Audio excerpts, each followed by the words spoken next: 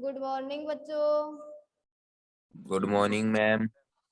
Good सबके पास morning ma'am. Good morning. सबके पास मेरी आवाज पहुंच रही है ना? Yes ma'am. बोर्ड पे यस लिखा हुआ मैम। क्लियर दिख रहा है ना? Yes ma'am. चलो, आज तो आपका केमिस्ट्री की एग्जाम भी है ना? हाँ। अरे केमिस्ट्री की एग्जाम है ना? Yes ma'am. Yes ma'am. सभी को best of luck. Thank you ma'am. Thank you ma'am.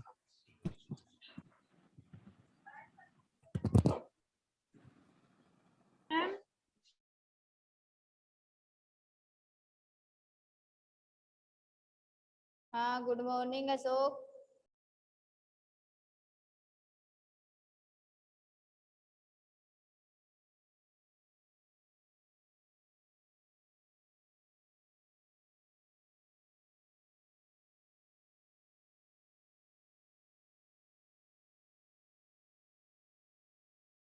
चलो, अब अपन अपनी क्लास स्टार्ट करने जा रहे हैं।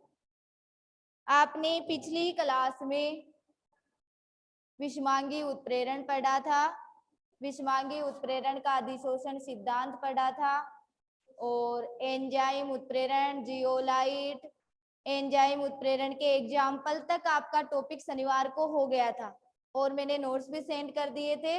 अब उससे अगला टॉपिक चल रहा है एंजाइम उत्प्रेरण के अभिलक्षण। एंजाइम उत्प्रेरण के अभिलक्षण। मैंने आपको शनिवार को एंजाइम व एंजाइम उत्प्रेरण की परिभाषा बताई थी कि नाइट्रोजन युक्त जटिल कार्बनिक यौगिक या प्रोटीन अणुओं को तो क्या कहा गया था? एंजाइम। एंजाइम जैव रासायनिक अभिक्रियाओं को उत्प्रेरित करता है, अर्थात एंजाइम जैव रासायनिक अभिक्रियाओं के लिए किसका कार्य करता है? उत्प्रेरक का कार्य करता है। अतः एंजाइम द्वारा जैव रासायनिक अभिक्रियाओं को उत्प्रेरित करने की प्रक्रिया ही क्या कहलाई थी? एंजाइम उत्प्रेरण कहलाई थी। फिर मैंने आपको कहा था जीवों में होने वाली रासायनिक अभिक्रिया क्या होती है? जैव रासायनिक अभिक्रिया। इसी प्रकार अब हम उनसे अगला टॉपिक लेके चल रहे हैं, एंजाइम उत्प्रेरण के अभिलक्षण। ठीक है मैम, आपने वो पेज नहीं भेजा जो पहले क्लियर नहीं। अच्छा, हाँ मोनिका आज भेज दूंगी, भूल गई थी। चलो, एंजाइम उत्प्रेरण के अभिलक्षण। एंजाइम उत्प्रेरण के अभिलक्षण में पहला अभिलक्षण है सर्वोत्तम दर्शकता।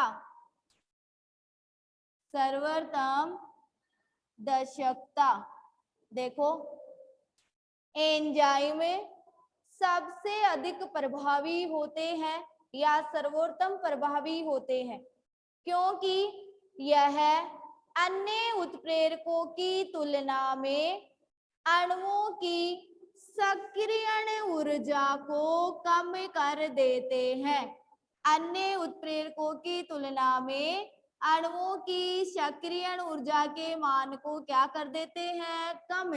अणुओं में आपस में टक्कर के द्वारा उत्पन्न ऊर्जा ही क्या होती है? सक्रियण ऊर्जा।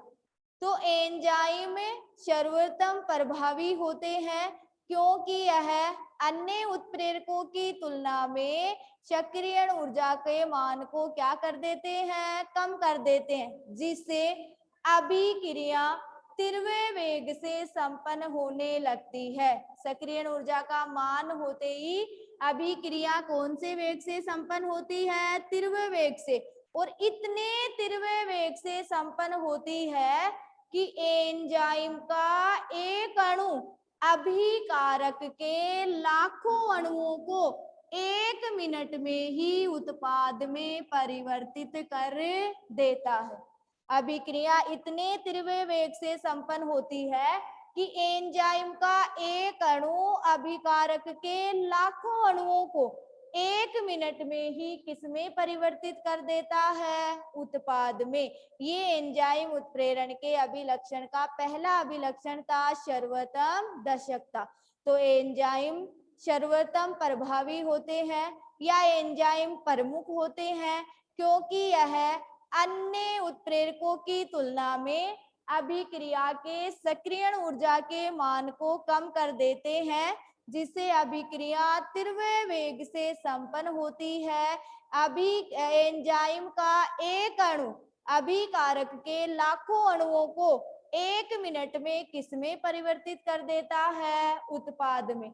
और अणुओं में आपस में टक्कर के द्वारा उत्पन्न ऊर्जा ही क्या होती है? सक्रियण ऊर्जा। एंजाइम उत्प्रेरण का दूसरा अभिलक्षण है उच्च विशिष्टम प्रकृति। जो मैंने ठोस उत्प्रेरक की विशेषता में भी बताया था, ये लक्षण उच्च विशिष्टम प्रकृति या उच्च विशिष्टता भी लिख सकते हो इसको। उच्च विशिष्टम प्रकृति या शॉर्ट में उच्च विशिष्टता भी लिख सकते हो। एंजाइम विशिष्ट होते हैं क्योंकि एक एंजाइम एक ही अभिक्रिया को उत्प्रेरित करता है। मैंने एंजाइम उत्प्रेरण के आपके पास 7-8 एग्जाम्पल करवाए हैं और आपने एग्जाम्पल में देख भी लिया कि जो इन्वर्टेज एंजाइम है वो सुक्रोज वाली अभिक्रिया को ही उत्प्रेरित कर रहा है और ग्लूकोज और फ्रक्टोज बना रहा है। जो जाइमेज एंजाइम है वो ग्लूकोज का ही अपघटन कर रहा है, दूसरी अभिक्रिया का नहीं कर रहा। यूरिएज एंजाइम है वो अमोनिया का ही अपघटन कर रहा है, अन्य अभिक्रिया में काम नहीं आ रहा है। पेप्सिन एंजाइम है वो प्रोटीन को पेप्टाइड में ही बदल रहा है। ट्रिप्सिन एंजाइम है वो प्रोटीन को एमिनो अम्ल में ही बदल रहा है।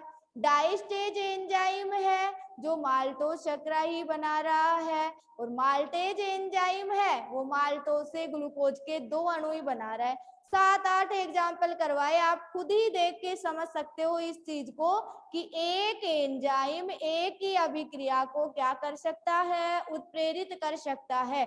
जैसे यूरिएज एंजाइम यूरिया के जल अपघटन में ही काम आता है या यूरिया का जल अपघटन ही करता है, अन्य अभिक्रिया में आप किसका उपयोग नहीं कर सकते? यूरिएज एंजाइम का। इसी कारण एंजाइम कैसे होते हैं? विशिष्ट होते हैं।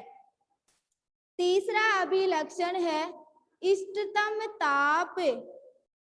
इष्टतम ताप या इसी को अनुकूलतम ताप भी कहते हैं। अनुकूलतम ताप। एंजाइम की सक्रियता ताप पर निर्भर करती है।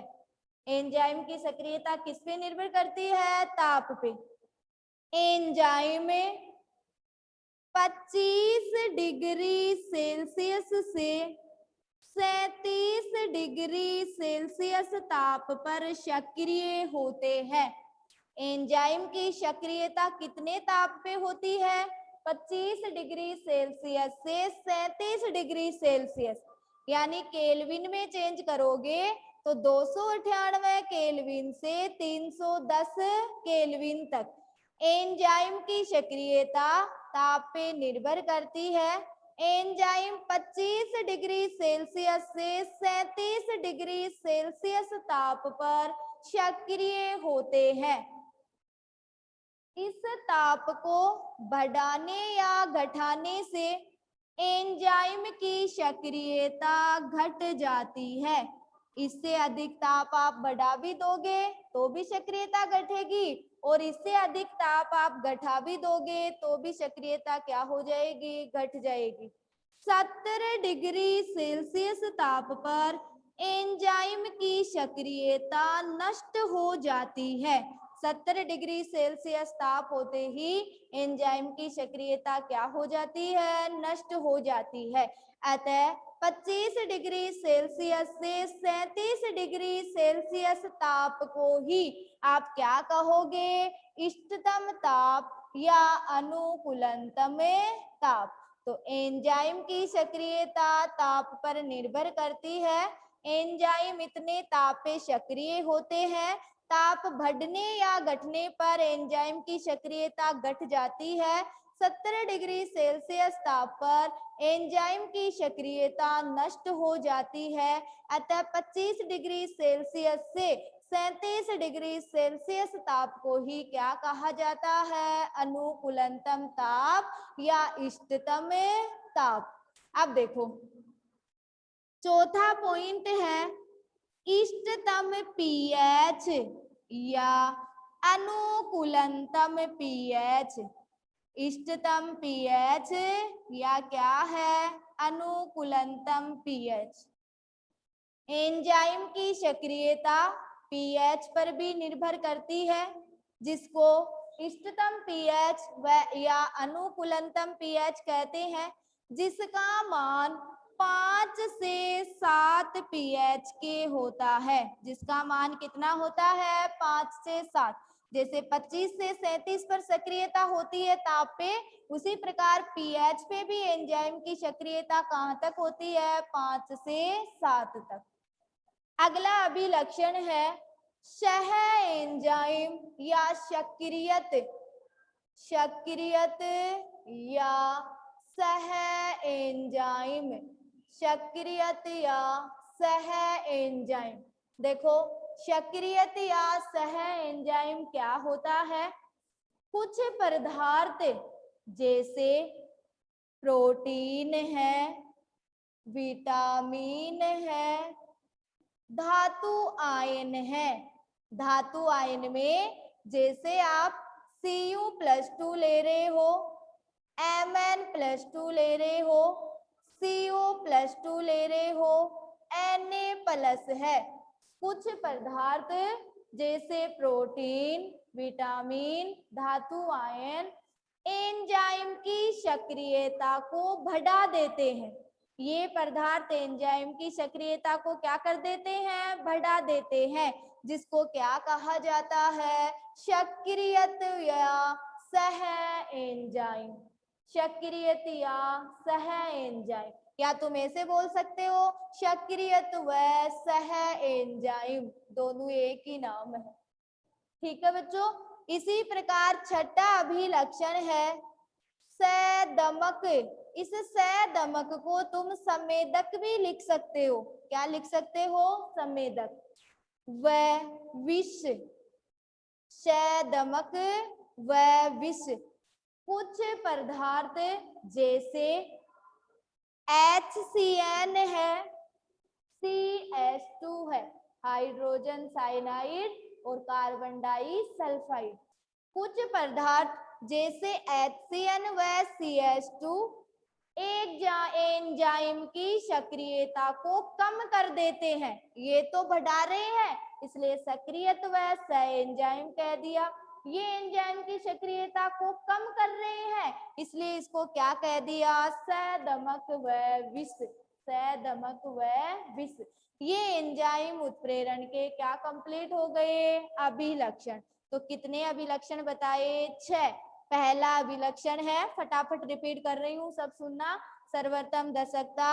एंजाइम सबसे प्रमुख होते हैं या सबसे अधिक प्रभावी होते हैं, क्योंकि यह अन्य उत्प्रेरकों की तुलना में अभिक्रिया के सक्रियण ऊर्जा के मान को कम कर देते हैं, जिससे अभिक्रिया तीव्र वेग से संपन्न होती है। एंजाइम का एक अणु अभिकारक के लाखों अणुओं को 1 मिनट में उत्पाद में परिवर्तित कर देता है। उच्च विशिष्टम प्रकृति एंजाइम विशिष्ट होते हैं। एक एंजाइम एक ही अभिक्रिया को उत्प्रेरित करता है, जैसे यूरिएज एंजाइम यूरिया के जल अपघटन को ही उत्प्रेरित करता है।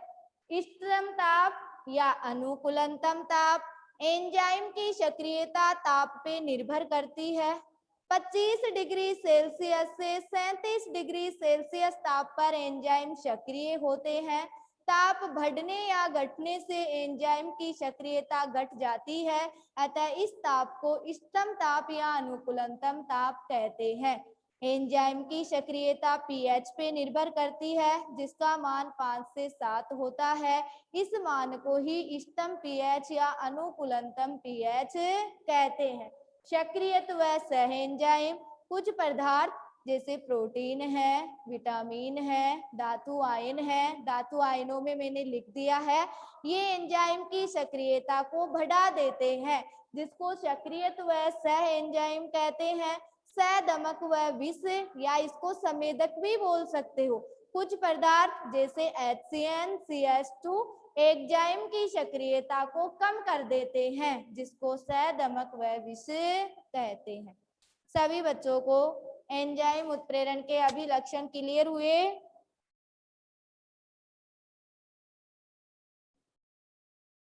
फटाफट बोलो। एंजाइम उत्प्रेरण के अभिलक्षण सभी को क्लियर हो गए ना? हाँ, यस मैम, ओके। और बच्चे भी फटाफट जवाब दो।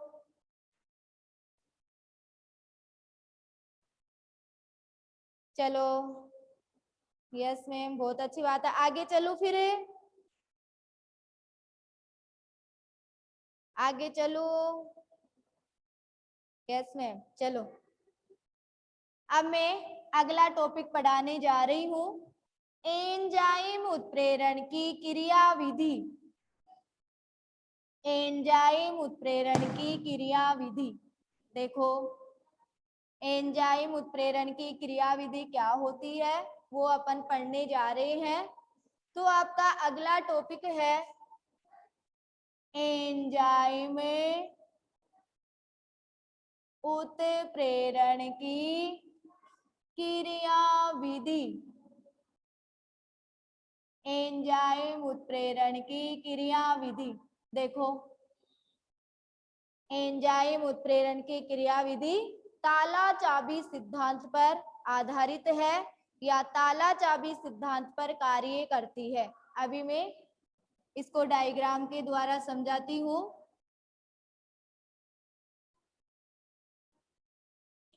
ये एंजाइम है,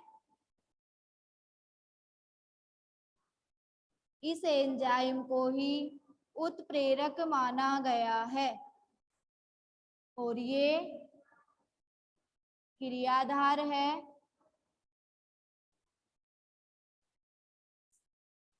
सब्ट्रैक्शन, क्रियाधार, या तुम इसको क्रियाधार की जगह अभिकारक भी यूज कर सकते हो।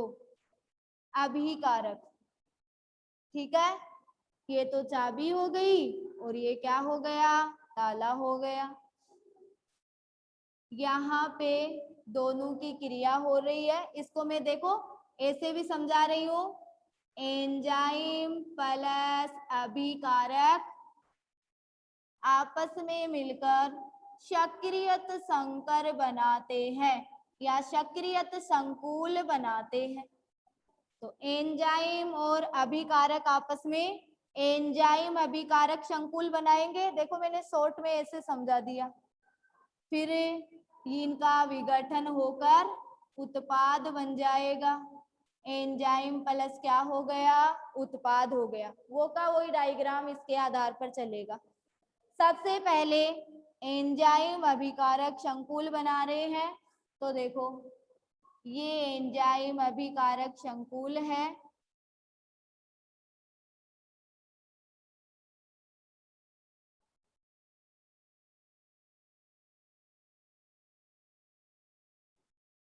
ये तो ई हो गया और ये क्या हो गया? एस हो गया। एंजाइम अभिकारक संकुल, ये इनका सक्रिय केंद्र होता है। क्या होता है? सक्रिय केंद्र, जहां पे चाबी लगती है। ताले में जहां चाबी लगती है वो क्या होता है? सक्रिय केंद्र। ठीक है। अब देखो, इससे अपन को उत्पाद बनाना है।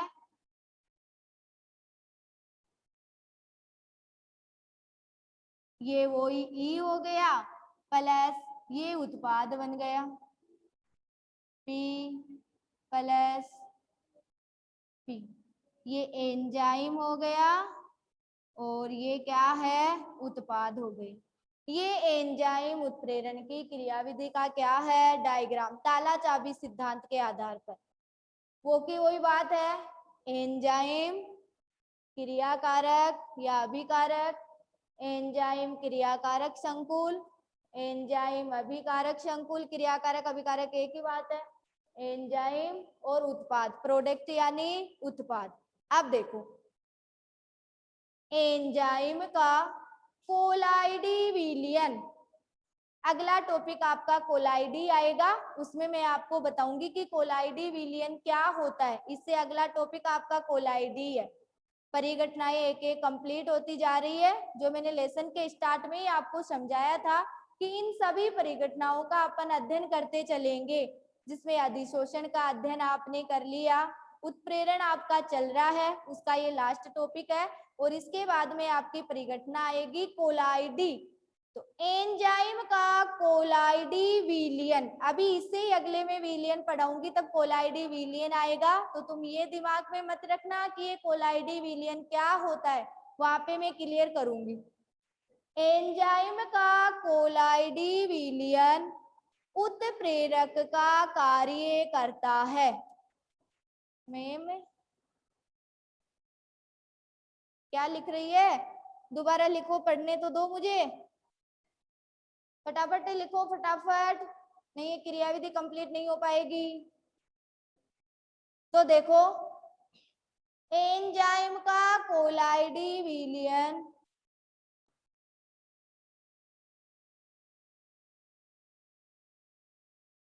मैम इनकी स्ट्रक्चर सेम टू सेम ऐसी ही होनी चाहिए। कैसी होनी चाहिए, मतलब ऐसी, ताले और चाबी की तरह, ताले और चाबी की तरह ही तो है। अब चलो, एंजाइम का कोलाइडी विलयन उत्प्रेरक का कार्य करता है। एंजाइम का कोलाइडी विलयन किसका कार्य करता है, उत्प्रेरक का। कोलाइडी विलयन के कणों की सतह पर अनेक गुहिकाएं या केविटी होती है। गुहिकाओं को ही इंग्लिश में क्या कहा जाता है, केविटी। जहां पे मैंने जियोलाइट में इसका तीसरा नाम और बताया था, कोट्रो, बोलो बताया था कि नहीं बताया था। वहां पे मैंने आपके सामने एक लाइन बोली थी कि जियोलाइट की रासायनिक अभिक्रियाएं अभिकारक व उत्पाद के अणुओं के आकार के साथ साथ जियोलाइट की सूक्ष्म रंध्रीय संरचना व कोटरों पर निर्भर करती है। वहां पे मैंने कोटरों का अर्थ गुहिकाएं या केविटी बताया था। बोलो बताया था कि नहीं बताया, फटाफट यस या नो में जवाब दो। जो परसों शनिवार को ही बताया था, जो अपने जियोलाइट वाले टॉपिक में लास्ट वाली लाइन से ऊपर वाली लाइन थी। हाँ हाँ चलो, यस मैम, इसका मतलब बताने पे तो याद आता है तुम्हारे, है ना, चलो अच्छी बात है, लेकिन मन से याद नहीं आता।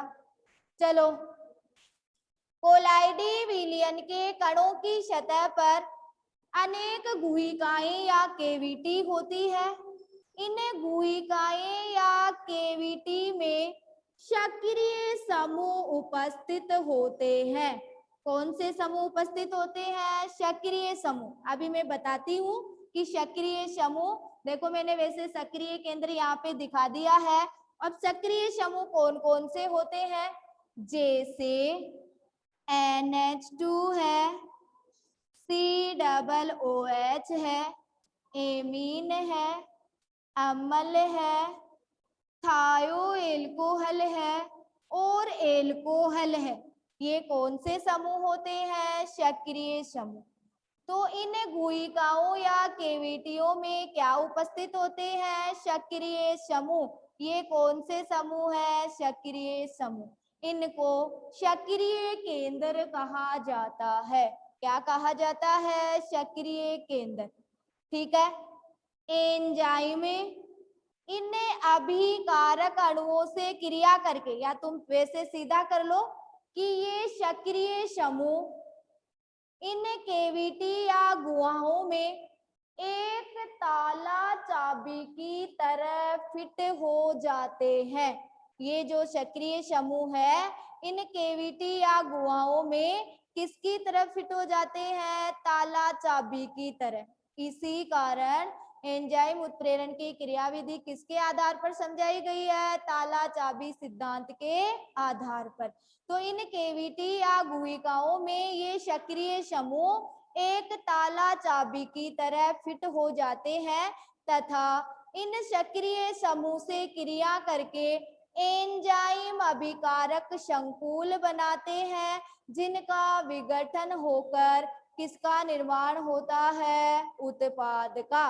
ये एंजाइम उत्प्रेरण की क्या है? क्रियाविधि।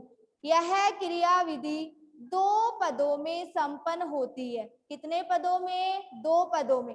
पहले पद में एंजाइम, देखो तुम इसी में समझ जाओ, पहले पद में तो एंजाइम और अभिकारक आपस में मिलकर एंजाइम अभिकारक संकुल बनाएंगे और दूसरे पद में एंजाइम अभिकारक संकुल का विघटन होकर क्या बनाएगा? एंजाइम और उत्पाद। तो 2 पदों में संपन्न होती है। पहले पद में एंजाइम प्लस एस, एंजाइम और ये क्या हो गया? अभिकारक आपस में मिलकर एंजाइम अभिकारक संकुल बनाते हैं। क्या बना रहे हैं? एंजाइम अभिकारक संकुल। दूसरे पद में जो एंजाइम अभिकारक संकुल है, इनका विघटन होकर क्या बना रहे हैं? एंजाइम और उत्पाद। क्या बना रहे हैं? एंजाइम और उत्पाद, जिसका शॉर्ट तरीका मैंने आपको यहीं पे बता दिया। आप यहीं पे समझ गए कि पहले पद में तो ये हो रहा है, दूसरे पद में जब इसका विघटन हुआ है तभी अपने को क्या प्राप्त हुआ है? उत्पाद प्राप्त हुआ है। ये एंजाइम उत्प्रेरण की क्या है? क्रियाविधि। तो एंजाइम का कोलाइडी विलयन उत्प्रेरक का कार्य करता है। इन कोलाइडी विलयन के कणों की सतह पर गुहिकाएं या केविटी होती है। इन गुहिकाओं या केविटियों में सक्रिय समूह उपस्थित होते हैं, जैसे NH2COOH, थायोएल्कोहल OH। इनको सक्रिय केंद्र कहा जाता है। इन केविटी या गुहिकाओं में ये सक्रिय समूह ताला चाबी की तरह फिट हो जाते हैं तथा क्रिया करके एंजाइम अभिकारक संकुल का निर्माण करते हैं, जिसका विघटन होकर एंजाइम व उत्पाद बनाते हैं। एंजाइम उत्प्रेरण की क्रियाविधि 2 पदों में संपन्न होती है। पहले पद में एंजाइम और अभिकारक मिलकर एंजाइम अभिकारक संकुल बनाते हैं। दूसरे पद में एंजाइम अभिकारक संकुल का विघटन होकर एंजाइम व उत्पाद का निर्माण होता है। ये ताला चाबी क्रियाविधि या एंजाइम उत्प्रेरण अभिक्रिया की क्या है? क्रियाविधि। सभी बच्चों को एंजाइम उत्प्रेरण अभिक्रिया की क्रियाविधि क्लियर हो गई?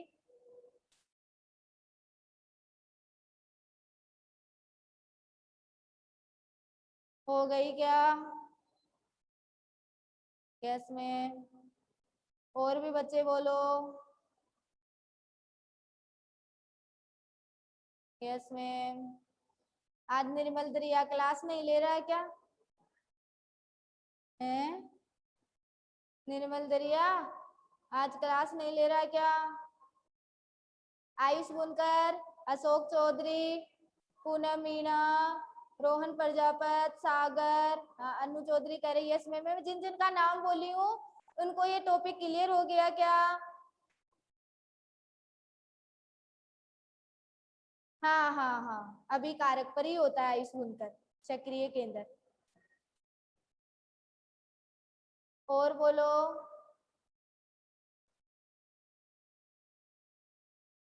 सभी को क्लियर हुआ? नेहा प्रजापत, साक्षी शर्मा, पूजा, अंकित शर्मा कह रहा है यस, अच्छी बात है। सिद्धि चोपड़ा भी कह रहा है यस मैम।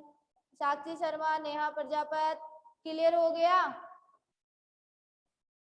Yes ma'am. चलो अच्छी बात है।